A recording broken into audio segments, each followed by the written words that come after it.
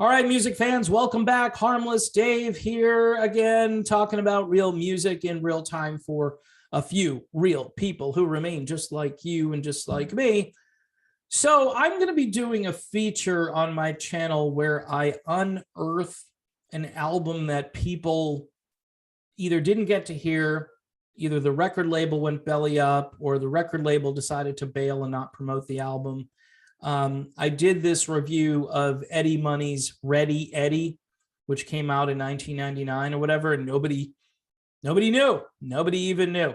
And some of his strongest material since his mid-'80s peak, quite honestly. And everyone I've shared that with has been fairly impressed and didn't even know it existed. There are some hardcore people, you watch these videos where these guys are really great at reviewing albums, and they have stacks of both vinyl and CD like surrounding them. So they've collected all of it. So I'm assuming they know, what's in those grooves, and they do excellent reviews. But a lot of times they only focus on the obvious things.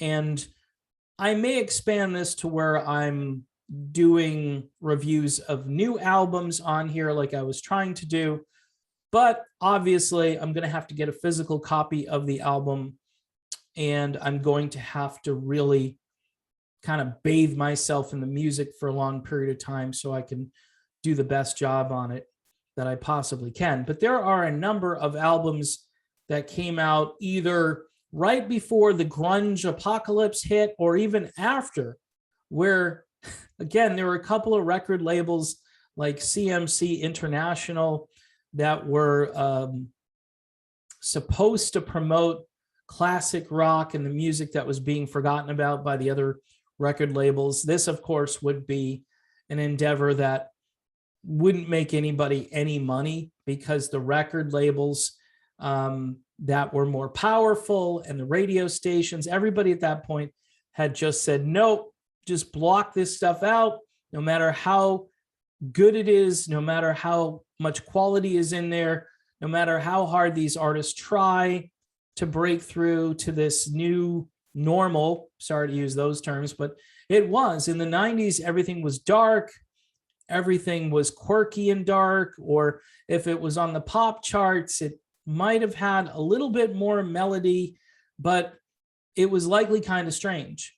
And if you had been listening, your whole life to these bands like Journey or Foreigner, REO Speedwagon, all of those things were for the most part shut out. There were a few blips, like Foreigner had an album, I think in 94, 95, where Lou Gramm came back and it was okay.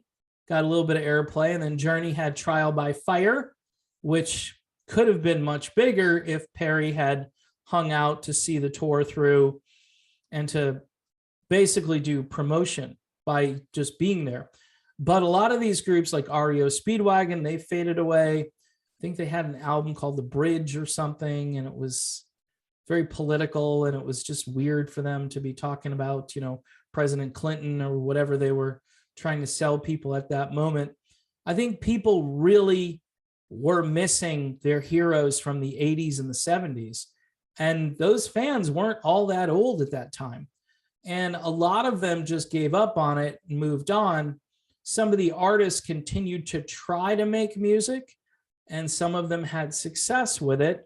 I'm going to be talking about that on this channel as I bring up some of those albums that people probably didn't even know about or forgot about, or even worse, the reviewers, like the Rolling Stone reviewers, or the people that rank. Like if you read an article about a certain artist, then at the end of the article, they'll always rank their albums, from worst to best. And they always put an album that they believe is the worst, where I wouldn't put it as the worst. I might not put it as the best, but they trash it because either radio didn't embrace it, the record labels didn't promote it, or at the time it got some bad reviews. So they kind of just piggyback on those bad reviews. They don't go back and listen to it and reevaluate it. I mean, look, taste change. Sometimes you need a fresh set of ears, seriously, when you're listening to something that at the time people thought was cheesy, because that's what you're going to hear all the time. Oh, so cheesy, when everybody had moved on and, Soundgarden was the thing, and you're still trying to sell, this cheesy rock to everybody, and that's why it failed. No, it's actually the record labels that did that, and the music industry in general did that. So anyway, coming up, not today, but in the future, maybe today, I don't know, I will be doing more reviews of albums that they don't want you to hear. That's the segment, because it's true. And you would think some of these formats that are getting very boring might pluck a song or two off one of these sort of off-label albums and then mix them in with their boring playlists to try to spice them up a little bit. Of course, you don't have DJs anymore who back sell or front sell or do anything.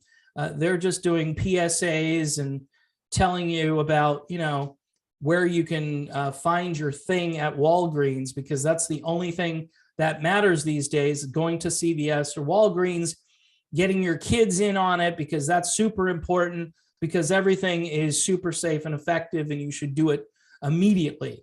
I mean, that's all people seem to be promoting on the radio or in the supermarket, or a random loudspeaker you might encounter somewhere. It's just getting to the point where, okay, play some music, shut up and play some music, and play something different, play something good. There are thousands of songs that people either forgot about or never heard in the first place. And maybe I can put like a tiny dent in that number. So that's it. That's my video.